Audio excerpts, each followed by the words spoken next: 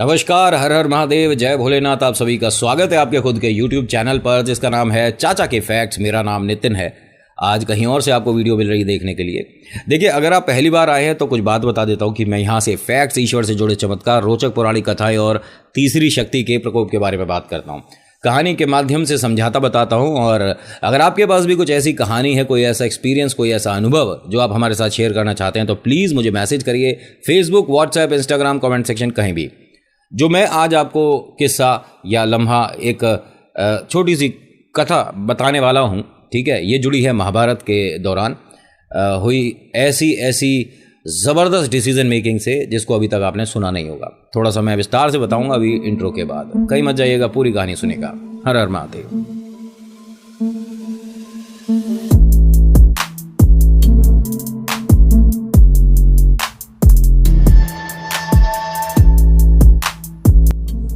अब होता क्या है, अच्छा, बात शुरू करने से पहले अगर पसंद आती है तो प्लीज़ लाइक कर दिया करो। और अगर आपको लगता है कि हाँ, यहाँ पर कंटेंट हमारे मतलब का है, अच्छा लगता है, जो ये बता रहा है, कुछ ना कुछ सीखने समझने को मिलता है, या ये वाली कहानी, ये वाली कथा हमें पसंद आई, तो सब्सक्राइब कर देना। मैं इस तरह की कथाएँ, इस तरह की कहानियाँ, इस तरह के विचित्र फैक्ट्स वगैरह लाता रहता हूँ, ठीक है। प्लीज़ सब्सक्राइब कर दीजिएगा। उससे हमारे को बहुत ज़्यादा मोटिवेशन मिलती है और हमें आगे एक नई वीडियो को अच्छे से बनाने में सहायता हो जाती है। देखिए, ये बात उस वक्त की है जब कुरुक्षेत्र में दोनों तरफ के जो पार्टी हैं एक दूसरे पर भारी पड़ रही थी। कुछ मैं आज के ज़माने वाले शब्दों का इस्तेमाल करूंगा जिससे आपको समझने में आसानी होगी। दुर्योधन बहुत देर से, मतलब युद्ध के दौरान, जब युद्ध हो रहा था, जब कुरुक्षेत्र पर ये दोनों तरफ की पार्टी एक दूसरे से मतलब युद्ध कर रही थी, तो ऐसे में दुर्योधन ने किन्हीं एक बहादुर को, बहुत ज़्यादा शक्तिशाली जो हैं, जिनके सामने बड़े बड़े देवी देवता भी सर झुका दें, ठीक है, उनको बहुत गौर से देख रहा था, बहुत ध्यान से देख रहा था कि वो युद्ध जो कर रहे हैं क्या ये ठीक है। ये थे भीष्म पितामह। आप जानते ही हैं कि कुरुक्षेत्र में अगर वो ये काम कर जाते जो करने वाले थे तो पांचों पांडव मर चुके होते। हाँ, बड़ा अजीब लगेगा। और हाँ, एक मिनट, अगर आप यहीं पर कुछ लिखने वाले हो कमेंट की भाई इससे आगे की कहानी हम क्या ही सुने, ये तो कह रहा है कि भाई महाभारत के युद्ध में पांडवों की मृत्यु होती। हाँ, होती। कृष्ण जी के वहां पर होने के बावजूद इन पांडवों की मृत्यु होती, और वो भी भीष्म पितामह के हाथों। क्योंकि इसमें कृष्ण जी है ना, तो पांडवों पर सबसे बड़ी एक सहायता या सबसे बड़ी ढाल कृष्ण जी ही थे। समझ रहे हो? अगर सारथी वो हैं, वो गाइड कर रहे हैं, वो बता रहे हैं, तो हार तो हो ही नहीं सकती। लेकिन देखिए यहां पर क्या और कैसे हुआ था। होता क्या है कि दुर्योधन ने जब पितामह को बहुत बार देखा, और तो उसके मन में ये बात तो आ गई कि ये हैं तो हमारी तरफ, लेकिन ये पांडवों को नुकसान नहीं पहुंचा रहे, और ये नुकसान पहुंचाना भी नहीं चाहते, ऐसा मुझे साफ दिख रहा है। जब युद्ध समाप्त हुआ, मतलब उस दिन वाला युद्ध समाप्त हुआ, और हाँ, उस वक्त ना नियम कायदे कानून खूब हुआ करते थे कि इतने बजे के बाद युद्ध नहीं होगा, ठीक है। दोनों जो पार्टी हैं वो विश्राम करेगी, जो घायल हैं उन्हें पानी पिलाया जाएगा, उनकी दवाई वगैरह करी जाएगी, ठीक है। ऐसा होता था। अगले दिन सुबह 4, साढ़े 4 बजे फिर से शुरू हो जाएगा। देखिए, ऐसा है कि वो उनके पास गया और कहता है कि पितामह, मुझे ऐसा लगता है कि आप पांडवों को नुकसान नहीं पहुंचाओगे, क्योंकि कुरुक्षेत्र में हर कोई पूरे बल के साथ अपने सामने वाले विरोधी पर मतलब प्रहार कर रहा है, लेकिन आपका मेरे को ऐसा लग नहीं रहा है। पितामह को ये बात बहुत बुरी लग रही है कि भाई मैं इतने मन से युद्ध कर रहा हूं, ठीक है, मेरे सामने कोई टिक नहीं रहा है, और इसने ऐसे कैसे कह दिया। दुर्योधन, तुम जानते हो, तुम ये एक तरह से मुझ पर आरोप लगा रहे हो, बहुत गलत है। एक योद्धा को तुम इस तरह से कैसे कह सकते हो कि वो सामने वाले पर दया दिखा रहा है, वो भी युद्ध के मैदान पर। उन्होंने कहा, नहीं, ऐसा ही हो रहा है पितामह, मुझे ये कहते हुए बड़ा संकोच हो रहा है, लेकिन मैं बहुत देर से देख रहा हूं आपको। आपने पांडवों की तरफ तीर नहीं चलाया, वो तुम्हारे सामने था, अर्जुन तुम्हारे सामने था, तुम चला सकते थे, लेकिन तुमने नहीं। उन्होंने कहा, कुछ नियम कायदे कानून होते हैं युद्ध के, मैं जिनके साथ अभी युद्ध कर रहा हूं, जब तक वहां पर फैसला नहीं हो जाता, जिस भीड़ के साथ मैं अपना युद्ध कर रहा था, तो क्या मैं भीड़ को छोड़कर किसी अब दूसरे पर प्रहार कर, कैसी बातें कर रहे हो तुम इतने बड़े योद्धा हो, तुम जानते हो क्या चाहते हो मुझसे। उन्होंने कहा, मैं पांडवों का वध चाहता हूं, जो कि आप नहीं कर पाओगे। पितामह ने कहा कि सिर्फ 5 तीर काफ़ी हैं 5 पांडवों के लिए। मैं भीष्म हूँ, मुझे अपने बारे में बताने की जरूरत नहीं पड़ती। दुर्योधन को यहाँ पर हल्की सी मुस्कुराहट आई कि क्या बोला इन्होंने कि सिर्फ 5 तीर काफ़ी हैं 5 पांडवों के लिए।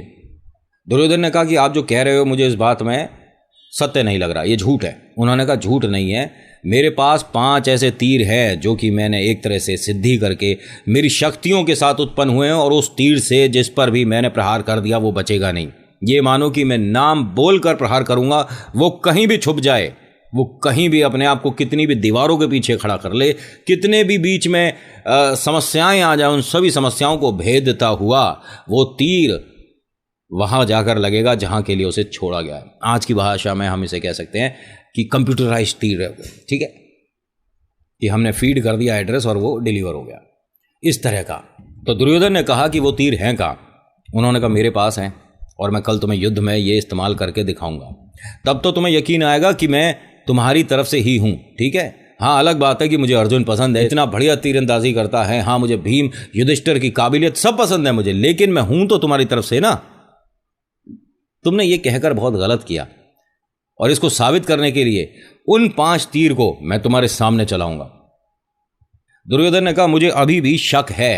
अब किस बात का शक है? कि इस तरह का कोई तीर है नहीं और आप मुझे बहका रहे हो। दुर्योधन को उन्होंने वो 5 तीर दिखाए, काफी अलग थे, काफी विशाल, काफी बड़े। तो दुर्योधन ने कहा कि ये रात में मैं अपने कक्ष में रखूंगा, क्योंकि अगर आप कल इसे मैदान में लाना भूल गए तो गड़बड़ हो जाएगी ना। किसी भी तरह का कोई भी ना चांस नहीं लेना है, ये तीर मैं अपने साथ लेकर जाऊंगा, सुबह युद्ध में मैं आपको दूंगा। उन्होंने कहा ठीक है ले जाओ, वैसे तो मुझे याद ही रहेगा लेकिन ले जाओ। अब होता क्या है, उन्होंने तो इतना कह दिया, अब यहाँ पांडवों को अभी कुछ पता ही नहीं है कि क्या होने वाला है कल, कि भाई 5 को एक साथ मृत्यु मिलेगी, और वो भी भीष्म पितामह के हाथों, और इसका कोई तोड़ भी नहीं है, इससे आप बच नहीं सकते। ये तीर वास्तव में ऐसे हैं कि अगर नाम लेकर छोड़ दिया गया तो इनसे कोई भी नहीं बचा सकता। लेकिन भैया यहाँ पर सारथी कौन है अर्जुन के? कृष्ण जी। कृष्ण जी ने ये सब जो है अपने मन की आंखों से सब देख लिया। अर्जुन को बुलाते हैं और कहते हैं कि तुम्हारे लिए 5 के लिए कल बहुत बड़ी समस्या है। क्यों, क्या बात हो गई? हम युद्ध में किसी से कम थोड़ी ना है, आप हमारे साथ हैं वासुदेव, हमें डरने की क्या जरूरत है? उन्होंने कहा डरने की जरूरत होती है, डरने की जरूरत होती है, बलवान को भी शक्तिशाली को भी। आप सामने वाले जो भी आपका अपोजिट में है उसे आप निर्बल मत समझो, क्योंकि सबसे बड़ी मूर्खता अपने शत्रु को अपने से कम समझने की होती है। वो किस क्षेत्र में आपसे काबिल निकल जाए आप अंदाज़ा नहीं लगा सकते। और जो मैं आपको काम बता रहा हूं, अगर आपने वो नहीं किया तो कल के बाद का सूरज आप देख नहीं पाओगे। उन्होंने कहा ऐसा आप कैसे कह सकते हो? आपको क्या अब हमारी भाइयों की काबिलियत पर भरोसा नहीं? क्या हम ये युद्ध नहीं जीत सकते? तो वासुदेव ने कहा कि नहीं जीत सकते, और कल 5 को मृत्यु मिलेगी पितामह के हाथों। कैसे? कुछ आप बता सकते हैं कि आपने क्या देखा है और अब हम क्या करें? तो यहाँ पर कृष्ण जी ने कहा कि भीष्म पितामह के पास जो 5 तीर है ये एक तरह से सिद्ध करे हुए हैं। अगर उन्होंने वो तीर का इस्तेमाल कर दिया तो आप 5 की मृत्यु निश्चित है। एक काम हो सकता है कि आप उस 5 तीर से अपने आप को बचा लो, बाकी युद्ध में जो होगा देखा जाएगा, क्योंकि उन तीर से मैं भी नहीं बचा सकता।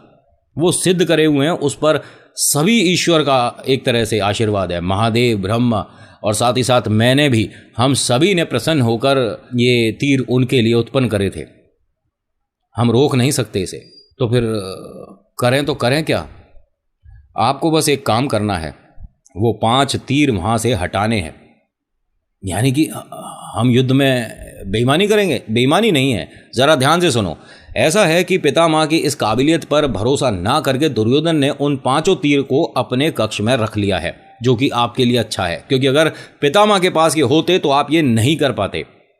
मुझे करना क्या होगा? अर्जुन को कहा कृष्ण जी ने कि तुम्हें ध्यान होगा कि एक बार दुर्योधन को आपने गंधर्वों से बचाया था। हाँ, मुझे ध्यान है। तब दुर्योधन ने आपको एक वचन दिया था कि जब भी आपको मेरी जरूरत पड़ेगी आप मुझसे कुछ भी मांग सकते हैं। ये वो वक्त है, अब आप उसे याद दिलाओ कि तुमने वचन दिया था दुर्योधन, और आज उस वचन के नाते मैं तुमसे ये 5 तीर मांगता हूं। उन्होंने कहा हाँ ऐसा क्या हो सकता है। उन्होंने कहा वो दुर्योधन है, वो अपनी बात से पीछे नहीं हटता। और ये हाँ, एक मिनट आपको बता दूं, ये आज के टाइम में होता है कि कह दो कुछ कर कुछ रहे, जो बात कही भूल गए, प्रॉमिस नाम की कोई चीज़ ही नहीं होती है ना। लेकिन उस वक्त ऐसा नहीं होता था, इंसान की ज़ुबान की कीमत हुआ करती थी। अब होता क्या है कि दुर्योधन के कक्ष पर पहुंचते हैं अर्जुन और आवाज़ देते हैं। दुर्योधन आता है और कहते हैं कि हाँ जी बताइए। उन्होंने कहा कि आपको याद है कि मैंने आपको गंधर्वों से बचाया था और उस वक्त आपने एक मुझे वचन दिया था कि आने वाले वक्त में जब भी मेरे को ज़रूरत होगी आप मेरी मदद करेंगे, जो मुझे चाहिए होगा वो देंगे। दुर्योधन ने कहा कि हाँ बिल्कुल ऐसा होगा, आप बताइए कि मैं आपके लिए क्या कर सकता हूँ। अर्जुन ने कहा कि भीष्म पितामह के वो 5 तीर मुझे चाहिए। दुर्योधन ने बिना देरी लगाए अंदर जाकर वो कक्ष से 5 तीर ले आए और अर्जुन को भेंट करके बोलते हैं कि मैं आपसे ये नहीं पूछूंगा कि आपको इन 5 तीर के बारे में पता कैसे चला, बस ये ज़रूर बताऊंगा कि अगर मेरे पास भी वैसे सारथी होते तो युद्ध में मुझे भी कोई हरा नहीं सकता था। उन्होंने बिना कहे ये बता दिया कि आपको ये बात पता कैसे चली, इस पे सोचने वाली बात ही नहीं है, क्योंकि कृष्ण जी आपके साथ चल रहे हैं ना, तो उन्हें तो पल पल की पता है। और दुर्योधन ने ये कहा कि वासुदेव को मेरा प्रणाम कहिएगा और उनसे कहिएगा कि ये शिष्य भी उन्हीं का भक्त है, मैं पीछे नहीं हटूंगा, बिना तीर के मैं क्या युद्ध छोड़ दूंगा, कुरुक्षेत्र में आपका स्वागत है। बस इतना कहकर वो अपने कक्ष में आ गए और अर्जुन वो तीर लेकर कृष्ण जी के पास आ गए। कृष्ण जी ने फिर उन्हें जिन जिन के आशीर्वाद से वो तीर उत्पन्न हुए थे सभी को वापस करने के लिए एक तरह से छोटा करके इस तरह से विभाजित कर दिया कि दोबारा से इस तीर का निर्माण हो ही नहीं सकता। और ये बात बाद में पितामह को भी पता चल गई। खैर, अगर दुर्योधन वो तीर लेकर नहीं गए होते तो वो मांग नहीं सकते थे अर्जुन उनसे, क्योंकि उनके पास है ही नहीं। जो चीज़ उनके पास है ही नहीं, जो यहाँ है नहीं, तो वो दूसरे के कक्ष से लाकर थोड़ी ना दे देंगे। तो आज की कहानी में इतना ही। ये आज की कहानी क्या आपको पहले से पता थी कि ऐसा हुआ था? अगर आपने कहीं पढ़ी है, सुनी है, तो मुझे बताइएगा ज़रूर। और अगर आपको मेरे माध्यम से मिली है तो बताना आपको कि कैसी लगी। देखिए, वो युद्ध ऐसा था जिसके बारे में बहुत सारी चीज़ें अभी भी हमें ज्ञात नहीं है, मतलब अभी भी हमें पता नहीं है, ठीक है। लेकिन हाँ, मैंने कुछ ऐसी रिसर्च करी है अभी फ़िलहाल में जो कि आपको बड़ी बेहतरीन लगने वाली है। और वो ऐसी ऐसी नई नई चीज़ें आई हैं। हाँ, ऑफ कोर्स कहानियाँ तो आती रहेंगी, लेकिन बीच में ये जो मैं छोटी छोटी आपको सुनाऊंगा, ये भी आपको कुछ ना कुछ एक नए फैक्ट के माध्यम से पता ज़रूर चलेगा। फिलहाल आज की वीडियो में इतना ही। आज की वीडियो आपको कैसी लगी मुझे बताएगा ज़रूर, एंड कीप सपोर्टिंग। और पता नहीं क्यों आप सब्सक्राइब नहीं करते हो, कर लिया करो यार अगर अच्छा लगता है, ठीक है। So thank you so much for watching. मेरा नाम नितिन है। मुलाकात करूंगा आपसे एक अगली वीडियो में। हर हर महादेव, जय भोलेनाथ, धन्यवाद।